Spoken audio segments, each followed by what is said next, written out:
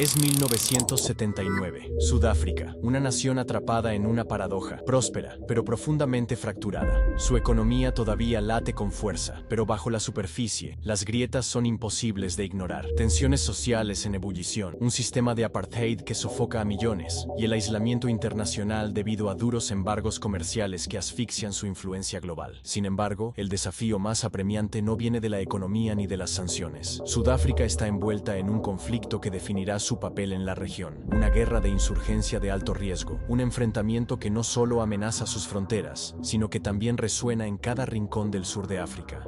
Desde las fronteras polvorientas de Namibia hasta las selvas densas de Angola, el ejército sudafricano se despliega con una eficiencia brutal, apoyando a la vecina Rodesia en su propia guerra de insurgencia, donde las emboscadas y las operaciones relámpagos son la norma. Combatiendo a los rebeldes en la frontera, enfrentándose a guerrillas bien organizadas y respaldadas por potencias extranjeras, en un tablero de ajedrez geopolítico que recuerda los ecos de la Guerra Fría, y lo más audaz, repeliendo a los MiG angoleños en duelos aéreos que desafían las expectativas, donde cazas sudafricanos, más ligeros y en menor número, enfrentan a una aviación equipada con tecnología soviética de última generación. Con una fuerza de combate pequeña pero letal, el ejército sudafricano se convierte en una máquina de guerra temida. No cuentan con la potencia de fuego abrumadora de otras superpotencias, pero su estrategia se basa en la movilidad, la precisión quirúrgica y la velocidad de respuesta. Cada soldado, cada avión, cada vehículo blindado cuenta. No hay espacio para errores. Su nivel de eficiencia es tan impresionante que ha sido comparado con el de las Fuerzas de Defensa de Australia, conocidas por su disciplina y capacidad de adaptación en terrenos hostiles. Pero esta historia va más allá de las fronteras de Sudáfrica. Hoy vamos a analizar a fondo las intensas guerras aéreas y terrestres que definieron la región desde 1966 en adelante. Una serie de conflictos fronterizos que se intensificaron año tras año, enfrentando a Sudáfrica contra insurgentes en Namibia, Angola, Zambia y dentro de su propio territorio. Un conflicto donde no solo se enfrentaban soldados, sino ideologías, alianzas internacionales y la lucha desesperada por el control de una región clave en el sur de África. Prepárate para descubrir cómo una nación, acorralada por el mundo, se convirtió en un actor militar implacable en una de las zonas más volátiles del planeta.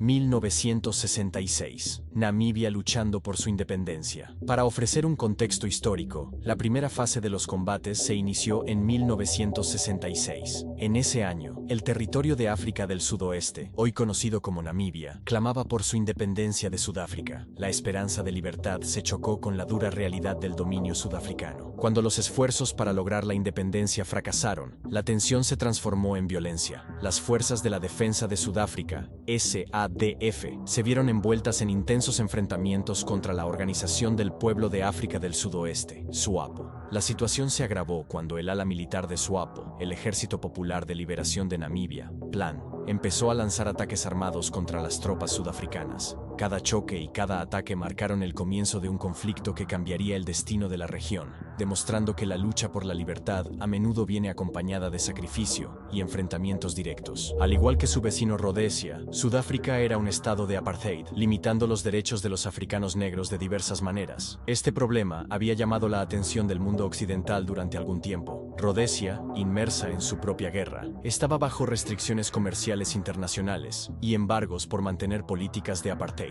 No obstante, tanto Sudáfrica como Rodesia continuaban defendiendo estas políticas. 1975. Guerra Civil de Angola. La Guerra Civil de Angola en 1975 amplió aún más el conflicto. Las Fuerzas Democráticas de Angola, UNITA, liderada por Jonas Savimbi, derrotaron al dominio colonial portugués y declararon la independencia. Sin embargo, ese mismo año, su poder fue desafiado por el MPLA, apoyado directamente en el terreno por fuerzas cubanas que intentaban establecer un estado alineado con el comunismo en la región. Sudáfrica había estado previamente aliada con las fuerzas portuguesas en Angola. Ahora tomaría el lado de la UNITA de Savimbi y del Frente Nacional de Liberación de Angola, FNLA, liderado por Holden Roberto. Para 1975, los enfrentamientos fronterizos se habían convertido en una guerra de insurgencia a gran escala, y en una pieza geopolítica clave dentro del contexto de la Guerra Fría. Las fuerzas namibias recibían suministros de la Unión Soviética, Argelia, Ghana y China, mientras que las fuerzas comunistas angoleñas contaban con el apoyo directo de las tropas cubanas. Los aliados de Sudáfrica, principalmente el FNLA y la UNITA, recibían ayuda encubierta de Estados Unidos, probablemente a través de operativos de la CIA. Sin embargo, Sudáfrica se encontraba en una posición internacional complicada. ¿Te imaginas el riesgo y la tensión de ese momento?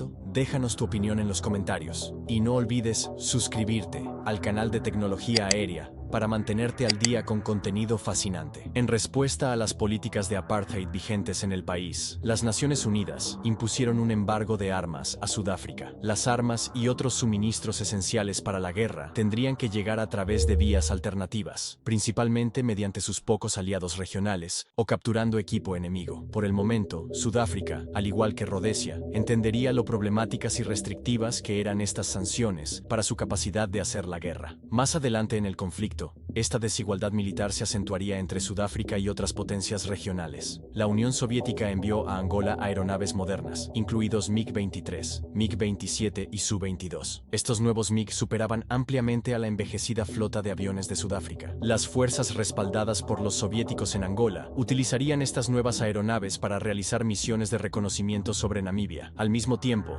la URSS envió sistemas de defensa aérea a Angola, utilizando fuerzas cubanas en la región para brindar apoyo.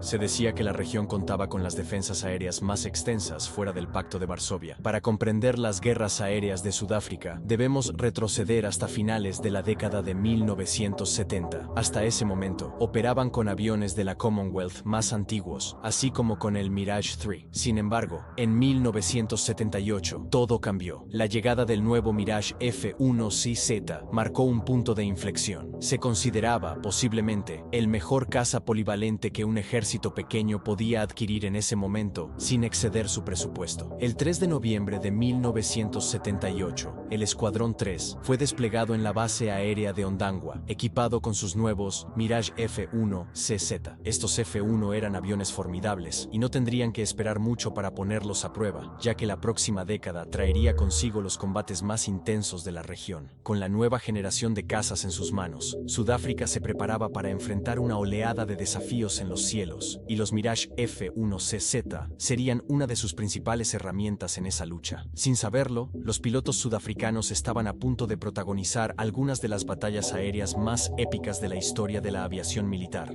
1979, Operación Rexstock y Safraan. Es 7 de marzo de 1979. Los ataques transfronterizos contra Sudáfrica se han intensificado a un ritmo alarmante. El año anterior, en un intento por frenar el avance de las fuerzas insurgentes, Sudáfrica llevó a cabo Operación Reindeer, una misión que resultó en una victoria estratégica importante. Sin embargo, como suele ocurrir en la guerra, la victoria fue efímera y la calma que siguió a la operación se desvaneció rápidamente. En este contexto de creciente agresión, las fuerzas de la SADF, Fuerza de Defensa de Sudáfrica, avanzan hacia el territorio de Angola, lanzando un ataque preciso y calculado contra varios puestos avanzados de la SWAPO, Organización del Pueblo de África del Sudoeste, que estaban siendo utilizados como bases de lanzamiento para incursiones insurgentes. Esta operación, conocida como Operación Rexstock, tenía como objetivo desmantelar las redes de insurgentes y debilitar la capacidad de la SWAPO para realizar ataques en suelo sudafricano. El avance fue rápido y feroz, pero la respuesta no tardaría en llegar. Al mismo tiempo, en otro frente caliente, la Operación Safraan tomaba forma. En esta misión, las fuerzas sudafricanas atacaban las bases del Plan, Ejército Popular de Liberación de Namibia, situadas en Zambia. Esta operación se desarrolló con el mismo objetivo: eliminar las fuentes de apoyo y entrenamiento de los insurgentes que operaban en la región. Al igual que en Angola, el objetivo era desmantelar las estructuras logísticas y frenar el flujo de combatientes hacia las fronteras de Sudáfrica. Ambas operaciones, Rexstock y Safraan, reflejan la tensión creciente en la región, donde las fronteras se convirtieron en líneas de fricción constante y donde las fuerzas sudafricanas operaban con precisión militar para neutralizar amenazas antes de que pudieran alcanzar su territorio.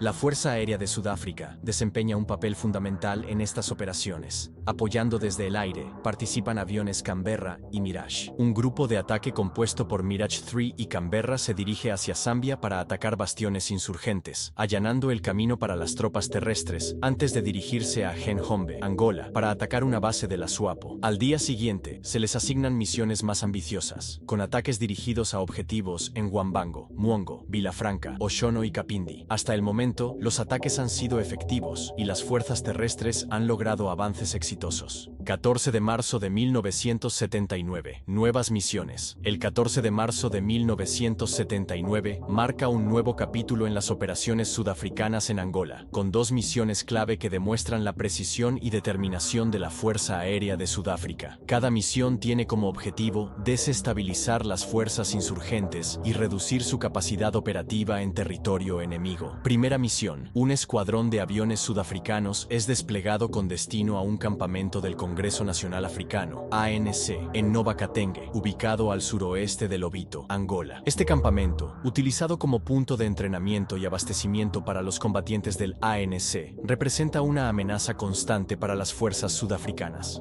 Los aviones Mirage 3 y Canberra desatan un ataque preciso y devastador, neutralizando el campamento y minando las operaciones del ANC en esa región. Tras un ataque exitoso, el escuadrón regresa a su base sin contratiempos, con los objetivos cumplidos y con la sensación de haber dado un golpe significativo a las fuerzas enemigas. Segunda misión. Mientras la primera misión se lleva a cabo, un segundo grupo aéreo parte hacia un objetivo aún más incierto: un supuesto campamento enemigo en Ediba, Angola. La formación aérea, liderada por el Mirage 3, es seguida por varios Canberra, cuya misión es realizar bombardeos tácticos de precisión. La ubicación del campamento es incierta, pero la información de inteligencia sugiere que este lugar podría ser un centro clave para la logística y el entrenamiento de las fuerzas insurgentes. Sin embargo, la tragedia golpea. Uno de los Canberra es alcanzado inesperadamente por fuego antiaéreo y se precipita inmediatamente hacia el suelo. Debido a la falta de combustible, el resto del escuadrón debe regresar a la base, pero rápidamente se lanza una misión de búsqueda y rescate con Mirage F1, que comienzan a sobrevolar la zona del accidente. Cuando el equipo de rescate finalmente llega al lugar del accidente, la tragedia es inmediata y desgarradora. Ambos pilotos del Canberra son encontrados fatalmente heridos, víctimas de un accidente que deja una marca indeleble en la Fuerza Aérea de Sudáfrica. Esta pérdida es poco común para una fuerza tan entrenada y hábil que hasta ese momento había logrado mantenerse firme en una región plagada de peligros. La muerte de estos hombres no solo es una pérdida personal, sino también un recordatorio de lo altamente peligrosas que son las operaciones en un conflicto tan volátil. Las operaciones en Angola y Namibia eran cruciales, pero esta pérdida de vida pone en perspectiva la pesadilla constante a la que se enfrentan los pilotos y soldados. A pesar de que los ataques transfronterizos de Sudáfrica fueron considerables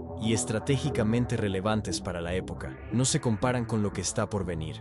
Con este tipo de sacrificios y desafíos, el conflicto no solo sería físico, sino también un testimonio de la resiliencia de las fuerzas sudafricanas preparadas para enfrentar lo que parecía una amenaza interminable en la región. 1980. Operación Septic. 1980 marcó un punto decisivo en la prolongada lucha por la seguridad de las fronteras sudafricanas. Con las bases insurgentes de la SWAPO en la mira una vez más, la necesidad de una operación a gran escala se hizo clara. Las fronteras, siempre vulnerables, se convirtieron en el objetivo principal de la Operación Septic, una misión diseñada para debilitar aún más la capacidad de lucha de la SWAPO y eliminar sus bastiones clave en la región. Esta operación sería más grande y compleja que las anteriores, ya que la amenaza no solo venía de las fuerzas insurgentes, sino de un territorio ampliamente disputado en las fronteras de Namibia y Angola. Se diseñó un barrido militar masivo para erradicar las bases enemigas y restablecer el control de la región. Las fuerzas de Sudáfrica se dividieron en varios grupos de batalla, cada uno con una misión específica, pero todos dirigidos a un mismo objetivo: destruir las fuerzas de la SWAPO y asegurar el terreno. El grupo de batalla 54 tenía una misión crucial: avanzar hacia Angola para eliminar el cuartel general de la SWAPO, conocido como Smokeshell, en Chifufua. Este objetivo estratégico era vital, ya que Smokeshell se consideraba el corazón de las operaciones de la SWAPO en la región. Mientras tanto, los otros tres grupos de batalla se encargaban de asegurar una zona estratégica en Mulemba, donde se construiría un aeródromo de avanzada para helicópteros. Esta base aérea no solo facilitaría el transporte rápido de tropas, sino que también serviría de punto de apoyo logístico para las operaciones continuas en territorio enemigo. Tras asegurar Mulemba, las fuerzas de la SADF procederían a limpiar 13 bases más pequeñas al este de Smokeshell, previamente identificadas mediante vuelos de reconocimiento, que proporcionaron información clave sobre los movimientos y la ubicación de las fuerzas enemigas. La SADF no solo dependería de operaciones terrestres, el aeródromo de avanzada jugaría un papel decisivo en la rápida movilización de tropas, que se desplazarían directamente en helicópteros hacia Smokeshell, lo que permitiría una infiltración rápida y eficiente en territorio hostil. Para respaldar la operación en el aire, se desplegarían Mirage F-1, aviones de combate conocidos por su capacidad de ataque aire-tierra. Estos cazas, equipados con cohetes y bombas, serían esenciales para destruir los puestos de mando, defensas enemigas y cualquier otra amenaza aérea que pudiera dificultar el avance de las tropas terrestres. Si te está gustando este video documental, apóyanos suscribiéndote a nuestro canal y dando like al video para más contenido interesante.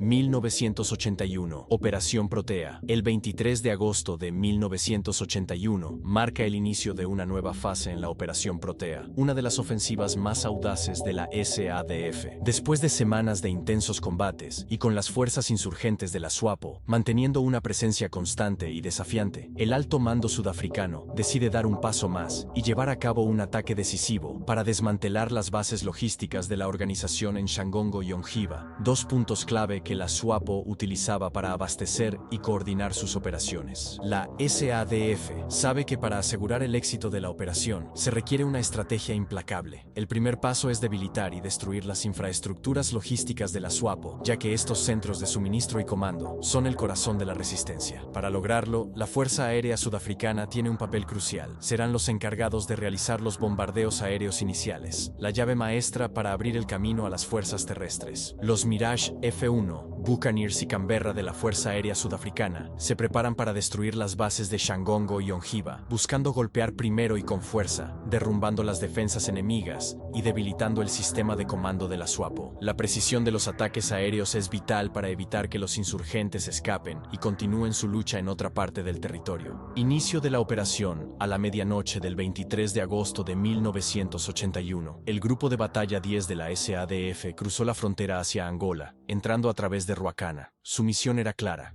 llegar a Shangongo antes de las 11:30 de la mañana, un tiempo límite que dictaba el ritmo frenético de la operación. Cada segundo contaba, ya que el factor sorpresa sería esencial para garantizar que la SWAPO no tuviera tiempo de reagruparse o escapar. A medida que el amanecer pintaba el cielo de naranja, los primeros disparos resonaron en la distancia. El grupo de batalla 10 comenzó su avance, abriendo fuego con artillería pesada. La explosión de los primeros impactos no solo marcaba el inicio de los ataques, sino que también tenía la intención de debilitar las posiciones enemigas y hacer espacio para el avance de las tropas terrestres. Simultáneamente, los aviones de la Fuerza Aérea Sudafricana comenzaron a descender hacia sus objetivos, con una precisión letal. Los Mirage F-1, Buccaneers y Canberra de la Fuerza Aérea Sudafricana se aproximaron a Shangongo, donde bombardearon con furia los objetivos predeterminados, que incluían sistemas de comunicación, almacenes de suministros y puntos de mando de la SWAPO. El cielo se llenó de explosiones, mientras los aviones surcaban los cielos, sin permitir que el enemigo tuviera tiempo para reaccionar. Pero en medio del caos, los aviones de reconocimiento informaron una deserción masiva. Las fuerzas de la SWAPO estaban huyendo, dejando atrás la ciudad en un caos controlado. En una desgarradora sorpresa, el grupo de monjas católicas irlandesas, que estaban en la aldea de Shangongo, quedaron atrapadas en el fuego cruzado. Afortunadamente, las tropas sudafricanas, al conocer la situación, se movilizaron de inmediato para rescatar a las monjas, sacándolas a salvo del lugar mientras los aviones seguían bombardeando con intensidad. Lo que comenzó como una operación táctica en la oscuridad de la noche, se transformó rápidamente en una batalla de alta velocidad, donde artillería, aviones y fuerzas terrestres trabajaban en conjunto para desmantelar las posiciones clave de la SWAPO. Ataque a Shangongo. Tras el éxito inicial de la Operación Protea, la ofensiva no se detuvo. A medida que el mediodía del 23 de agosto se acercaba, los ataques aéreos se intensificaron en Shangongo, con el objetivo de proporcionar apoyo directo a los otros tres grupos de batalla que avanzaban hacia la aldea. La Fuerza Aérea Sudafricana, con su precisión letal, desplegó una gran formación aérea que comenzó su misión de destrucción total. Primero, 6 aviones Canberra y 4 Buccaneers entraron entraron en acción, dirigiéndose a las defensas antiaéreas cercanas, el primer obstáculo para cualquier avance. Los Canberra, especializados en bombardeos tácticos, se encargaron de desactivar las baterías de defensa con bombas de precisión, mientras los Buccaneers realizaron ataques directos con misiles guiados a las posiciones clave del enemigo. El sonido de las explosiones y la ferocidad de los ataques rápidamente desestabilizaron las defensas enemigas. El ataque aéreo se intensificó con el despliegue de una poderosa formación de Mirage. 8 Mirage F-1AZ, 6 Mirage F-1CZ y 4 Mirage 3 llegaron al objetivo, lanzando bombas convencionales con una precisión mortal. Los aviones ejecutaron ataques devastadores contra las estructuras subterráneas, almacenes de suministros y puestos de mando de la SWAPO. Las explosiones masivas sacudieron la base enemiga, sumiéndola en un caos absoluto y dejando a las fuerzas insurgentes desbordadas y completamente desorganizadas. El ataque no terminó ahí. Poco después, un grupo de Impalas se unió a la ofensiva, disparando cohetes en un patrón de rociado sobre la zona, lo que añadió una capa de supresión constante sobre las posiciones enemigas. Con esta táctica, los Impalas no solo destruyeron posiciones específicas, sino que también sembraron el pánico entre las fuerzas de la SWAPO, que ya luchaban por reorganizarse bajo el intenso fuego. Después de 10 minutos de caos aéreo, los aviones sudafricanos se retiraron, dejando atrás una base completamente desarticulada. Sin embargo, el ataque no terminó con la retirada de los cazas. A las 12:10 de la tarde, el bombardeo de artillería comenzó. Durante 30 minutos, las baterías de artillería sudafricanas continuaron su trabajo, desintegrando lo que quedaba de las fuerzas enemigas en la base. Las explosiones continuas aseguraron que, incluso después de que los aviones se fueran, el daño ya estaba hecho. La base de Shangongo se encontraba totalmente destruida y la capacidad operativa de la SWAPO en la zona había quedado severamente comprometida. Bombardeo final. La intensidad de la batalla alcanzó un punto de caos absoluto con los bombardeos finales. La violencia en el aire y en el terreno estaba más allá de lo que se había anticipado, y el resultado de la operación Protea parecía colgando de un hilo. La sangre y el polvo se mezclaban con el sonido de los impactos, mientras los aviones sudafricanos surcaban los cielos, buscando desmantelar las fuerzas enemigas de manera decisiva. A las 8 de la mañana, un grupo de 10 Canberras y Buccaneers se lanzó sobre la ciudad de Shangongo, apuntando a sus objetivos con precisión. Sin embargo, debido a la resistencia enemiga, el fuego antiaéreo y la nube de humo de los bombardeos previos, los aviones fallaron sus objetivos. Aunque los ataques no fueron completamente ineficaces, la precisión de los bombardeos iniciales no fue la esperada, dejando la ciudad en una especie de limbo donde el control seguía disputado. Solo 10 minutos después, a las 8:10 de la mañana, 6 Mirage F-1AZ llegaron al aeródromo con la tensión al máximo. Estos cazas no dejaron lugar a dudas, lanzaron bombas de detonación aérea directamente sobre el aeródromo, el punto crítico de la infraestructura militar de la SWAPO. Las explosiones masivas arrasaron las instalaciones, dejando destrucción a su paso y abriendo el camino para un avance terrestre. Pero la resistencia no cesó. A los 5 minutos, otro grupo de 6 Mirage F-1 atacó el cuartel general de la brigada en la ciudad, apuntando directamente a las líneas de comando y fuerzas de control. La rapidez con la que se desplegaron los ataques aéreos y la coordinación perfecta entre los grupos aéreos y terrestres demostraron la agilidad de las fuerzas sudafricanas para adaptarse a cada cambio en la batalla. El día terminó con una victoria relativa para las tropas sudafricanas, pero la resistencia mucho más fuerte de lo esperado dejó una marca en el resultado final. A pesar de los avances significativos, las fuerzas sudafricanas tuvieron que luchar arduamente para tomar el aeródromo y el cuartel general. Lo que parecía ser una victoria rápida se transformó en una batalla costosa. Al tomar el control de las instalaciones, las tropas sudafricanas hicieron un descubrimiento inesperado: 13 asesores soviéticos muertos y uno aún con vida. 1981. Operación Daisy. El 6 de noviembre de 1981 se convirtió en un día histórico para la Fuerza Aérea Sudafricana, marcando su primera victoria aire-aire desde la Guerra de Corea, una hazaña que resaltó la habilidad y precisión de los pilotos sudafricanos en un entorno de guerra aérea cada vez más complejo. En Ondangwa se avistaron 2 MiG-21 que se dirigían hacia territorio sudafricano. La SADF, bien entrenada y preparada, no tardó en responder. 2 Mirage F-1 fueron enviados con urgencia para interceptar los MiG. Al mando de la formación estaba Johan Rankin, acompañado por su compañero de ala, Johan du Plessis. Tras despegar, ambos ascendieron rápidamente, alcanzando los 25.000 pies y nivelándose sobre Kahama, listos para el enfrentamiento aéreo. A medida que avanzaban, du Plessis avistó a los MiG que volaban en dirección opuesta, paralelos a su trayectoria. Los Mirage soltaron sus tanques de combustible externos, maniobraron hábilmente a la izquierda y se aproximaron por la retaguardia de los MiG, que aún no se habían percatado de su presencia. La tensión creció cuando el equipo sudafricano se preparó para el ataque. Sin embargo, un desafío inesperado se presentó. Los MiG se dirigían directamente hacia el sol, lo que dificultaba el rastreo de los objetivos con los misiles Matra 550. Con astucia, Rankin se acercó y, en lugar de depender de los misiles, disparó una ráfaga directa desde su cañón, impactando con precisión en el tanque de combustible de uno de los MiG. El MiG alcanzado inició una maniobra evasiva, y tanto él como su compañero de escuadrón comenzaron a girar bruscamente a la izquierda, lo que dio inicio a un combate cerrado, un combate circular, una lucha aérea a corta distancia, donde la habilidad del piloto y la rapidez de las maniobras son decisivas. Du Plessis se centró en el segundo MiG, intentando alinearse para disparar su misil, mientras que Rankin continuó persiguiendo al líder del enemigo. Fue entonces cuando el piloto del MiG líder cometió un error fatal. Decidió invertir su giro, lo que lo llevó directamente al punto de mira de Rankin.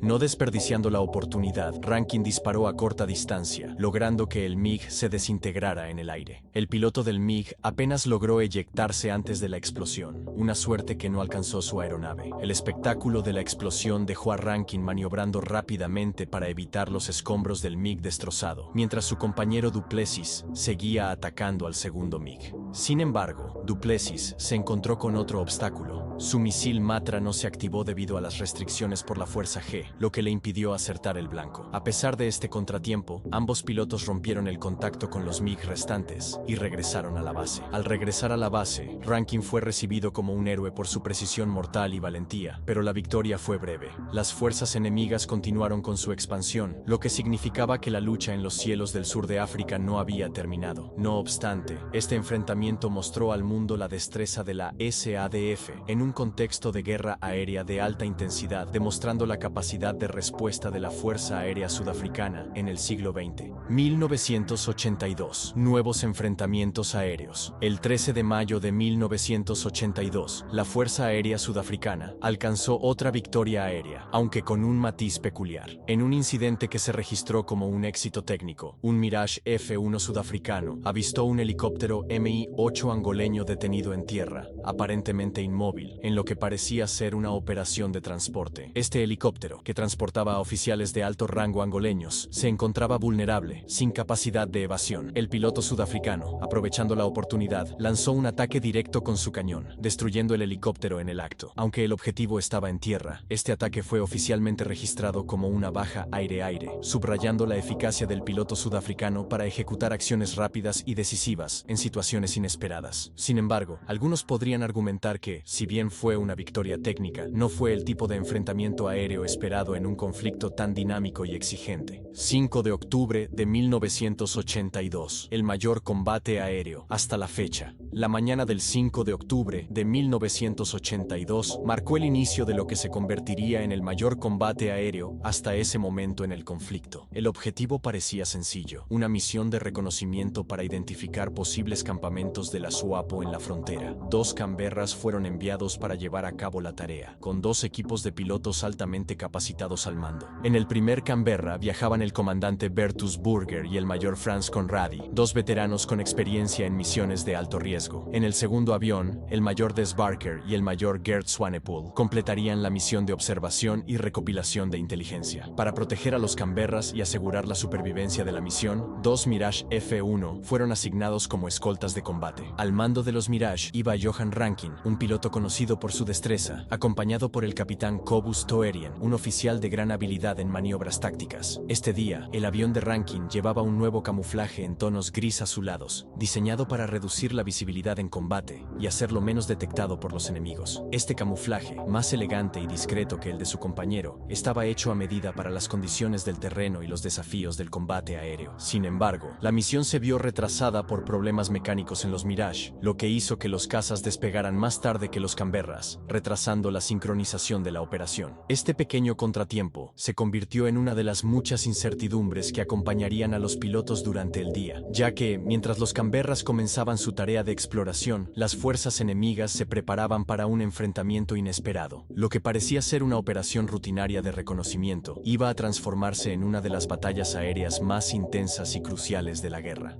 Intercepción en Cajama. A las 10:28, el radar angoleño en Cajama detectó a los Canberras sudafricanos mientras realizaban su misión de reconocimiento sobre la frontera. La presencia de los Canberras no pasó desapercibida y a las 10:40, el enemigo reaccionó rápidamente. Dos MiG-21 despegaban desde Lubango, pilotados por los tenientes Marrero Rodríguez y Gilberto Ortiz Pérez, con el objetivo de interceptar a los aviones de reconocimiento. Mientras tanto, otro par de MiG quedó en alerta en Lubango, listo para unirse al combate si fuera necesario. El control terrestre sudafricano, al detectar la amenaza inminente, rápidamente advirtió a los Canberras de que cambiaron su rumbo para evitar la interceptación. Sin embargo, el riesgo seguía latente. Los Mirage F-1, que ya estaban en el aire como escoltas, fueron inmediatamente dirigidos hacia los MiG a 30.000 pies de altitud, intentando interceptarlos antes de que los MiG-21 pudieran acercarse demasiado a los Canberras. A medida que los MiG avanzaban, detectaron a los Canberras a solo 10 millas náuticas y comenzaron a maniobrar para interceptarlos. La intensidad del enfrentamiento estaba por alcanzar su punto álgido. Toerien, el capitán del Mirage, fue el primero en avistar a los MiG-21 visualmente, a su derecha. Inmediatamente, ambos Mirage soltaron sus tanques externos de combustible, una maniobra común para reducir peso y aumentar la maniobrabilidad, y se prepararon para el combate aéreo. El combate aéreo comenzó a desarrollarse con una intensidad brutal. Rodríguez, pilotando su MiG-21, realizó un giro brusco en un intento por evadir a los Mirage. El movimiento fue tan cerrado que Toerien, pilotando uno de los Mirage, recuerda que estuvo tan cerca del MiG que pudo ver claramente el casco del piloto enemigo. La maniobra de Rodríguez había llevado a ambos cazas a estar en una situación de riesgo extremo, pero en ese momento, la agilidad y el entrenamiento de los pilotos sudafricanos les permitió mantenerse en el combate sin perder el control. Mientras tanto, Rankin había logrado colocarse detrás del MiG de Pérez, quien rápidamente detectó la amenaza y comenzó a maniobrar para evadir al caza sudafricano. La presión aumentaba mientras Rankin se mantenía pegado al MiG, buscando la oportunidad perfecta para atacar. Rankin disparó un misil Matra, lanzado desde el límite de alcance, pero el misil falló el blanco debido a la rapidez con que Pérez maniobraba. Sin embargo, Rankin no perdió la oportunidad. Con astucia, se acercó aún más al MiG de Pérez, recortando distancias a corta distancia. En ese momento, lanzó el segundo misil Matra, el cual impactó directamente en el depósito de combustible del MiG. La explosión fue inmediata y devastadora, iluminando el cielo con una ráfaga de fuego mientras el MiG de Pérez se desintegraba en el aire. Pérez, aunque herido por la explosión, logró eyectarse justo antes de la destrucción total de su avión. En el aire, ya con el paracaídas desplegado, Pérez pidió refuerzos mientras descendía, sabiendo que su lucha había terminado, pero el combate seguía en pie. El segundo par de MiG despegó desde Lubango, probablemente en un intento por reforzar la defensa, pero para ese momento, los Mirage sudafricanos ya habían perdido el contacto visual con los aviones enemigos. Con el peligro inmediato neutralizado, Rankin y Toerien tomaron la decisión de regresar a la base, sabiendo que la misión había sido un éxito, pero que el conflicto no había terminado. 1987. Despliegue de los MiG-23ML en Angola. En 1987, la Unión Soviética sorprendió al mundo al desplegar 50 cazas MiG-23ML en la región de Angola. Estos aviones eran extremadamente rápidos, tecnológicamente avanzados y capaces de superar en velocidad a los Mirage F-1 sudafricanos, representando así una amenaza significativa para la superioridad aérea de Sudáfrica. La base principal de operaciones de estos MiG-23ML sería la ciudad de Menongue, en el centro-sur de Angola. Últimos enfrentamientos clave. Dos operaciones aéreas importantes marcaron el final del conflicto. Operación Hooper, Operación Packer. Estas operaciones merecen ser analizadas en otro vídeo, debido a su complejidad. No olvides suscribirte y déjanos tu comentario si te gustaría un vídeo analizando estas operaciones que marcaron la historia de las guerras aéreas sudafricanas. 1988, la última gran batalla en Cuito Cuanavale. El 20 de febrero de 1988, un Mirage F-1AZ del Escuadrón 1, número de serie 245, fue derribado por un misil SA-13 cerca de Cuito Cuanavale, en Angola. Este fue uno de los pocos derribos de un Mirage en la historia del servicio sudafricano. Cuito Cuanavale se convirtió en el mayor teatro de guerra en África desde la Segunda Guerra Mundial, con más de 10.000 soldados muertos durante los enfrentamientos entre fuerzas cubanas, kenyanas, angoleñas, namibias y sudafricanas. Se enviaron 40.000 soldados cubanos, bajo órdenes de Fidel Castro, para una última ofensiva antes de retirarse del continente. Mientras marchaban hacia el sur, miles de soldados del plan se unieron para esta batalla final. Sudáfrica entró en alerta máxima, en lo que se conoció como la Operación Excite, enviando equipos para detener el avance enemigo. La situación era crítica, y se movilizaron más de 140.000 sudafricanos para el combate. Sorprendentemente, en medio de esta brutal ofensiva, la Unión Soviética mostró disposición para iniciar negociaciones de paz. Se comenzó un proceso diplomático que puso fin al conflicto, pero no antes de que se derramara mucha sangre en este trágico episodio del suroeste de África. En 1990, Namibia obtuvo su independencia, y la guerra de la frontera de Sudáfrica terminó después de 24 años de combates. Hoy en día, la Fuerza Aérea Sudafricana está muy lejos de sus días de gloria. Algunos informes indican que casi toda la Fuerza Aérea está inactiva debido a problemas técnicos. El futuro de la Fuerza de Defensa de Sudáfrica es incierto, y no está claro si su Fuerza Aérea volverá a tener un papel destacado. Sin embargo, las guerras de insurgencia en Sudáfrica fueron únicas, ya que requirieron habilidades tácticas que iban más allá de lo que el dinero podía comprar.